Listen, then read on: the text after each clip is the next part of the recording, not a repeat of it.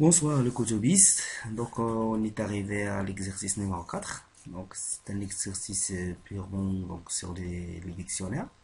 Dans cet exercice, on s'intéresse à créer un QCM. Donc c'est quoi un QCM? Donc c'est une liste de questions. Une suite de questions ou bien une liste de questions. Et chaque question elle contient la question elle-même et un ensemble de réponses. Parmi ces réponses, il y a une seule qui est correcte. On peut modéliser ceci. On peut modéliser une question donc, euh, comme un dictionnaire. Tel que pour la clé question, on a la chaîne de la question à poser.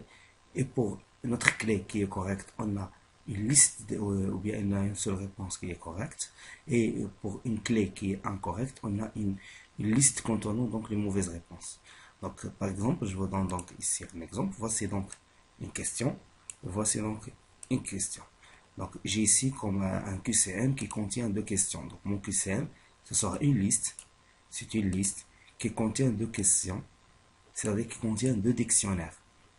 Donc, le premier dictionnaire, on a question, c'est la question, on a correct, c'est la réponse correcte, et on a incorrect, donc on a la réponse incorrecte.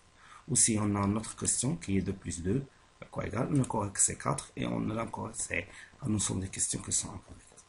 Dans un premier lieu, on va chercher à la première question d'écrire une fonction question qui prend Q, ce qui l'on ici, c'est une question, c'est-à-dire que c'est un dictionnaire et qui affiche. Donc cette fonction doit faire et doit afficher la question. Donc on va afficher le message ou bien la question qui est dans la clé question. Et après on doit afficher les réponses, c'est-à-dire la réponse correcte et les réponses fausses. Et on doit donc récupérer la réponse de l'utilisateur et après on doit afficher une bonne réponse. On va ajouter un score.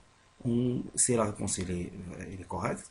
Et sinon, on doit afficher une mauvaise réponse. On doit retrancher un moins 1 du score. Ou bien on doit retourner un moins 1 si la réponse elle est fausse. Je crois que la question est claire. Donc je peux écrire ma fonction def question culon. Donc la première des choses, je dois donc poser la question. Donc la question elle est déjà dans culon. Donc je dois finalement faire print culon de questions. Et bon. Maintenant, j'ai posé la question. La deuxième chose que je dois donc poser les réponses. Je peux donc commencer par la réponse correcte ou bien la réponse fausse. Par exemple, je peux poser la question correcte. Donc, print kilon aussi de correct. Voilà, j'ai posé la question, j'ai affiché la réponse correcte. Maintenant, je dois afficher les réponses incorrectes. Puisque ce sont donc trois, je dois donc faire ceci comme, puisque c'est une liste, je peux faire ça ici via une boucle for e in culon de incorrect. Donc, qu'est-ce qu'elle représente E maintenant? E, c'est-à-dire E, c'est un élément de Q incorrect. Et c'est quoi Q incorrect? Q de incorrect, c'est une liste. C'est toujours une liste. Donc E, c'est un élément de cette liste ou bien un élément aussi. C'est-à-dire que E, c'est soit gris ou noir ou orange pour cette question, ou bien soit 42, 44, 0 pour cette question. Donc, ce que je dois faire, je dois faire justement print de E. Donc, j'ai posé la question, j'ai affiché la réponse correcte, j'ai affiché ici les réponses incorrectes. Donc, l'étape suivante, c'est que je dois récupérer la réponse l'utilisateur. Pour cela, je dois faire rep. L'appeler rep, c'est input. Input, donnez votre réponse. Par exemple, donnez votre réponse. Maintenant que j'ai récupéré la réponse, ce que je dois faire, c'est de vérifier est-ce que cette réponse elle est correcte. Donc, if rep égale à q de correct, donc ce que je dois faire, c'est de afficher bonne réponse, donc via print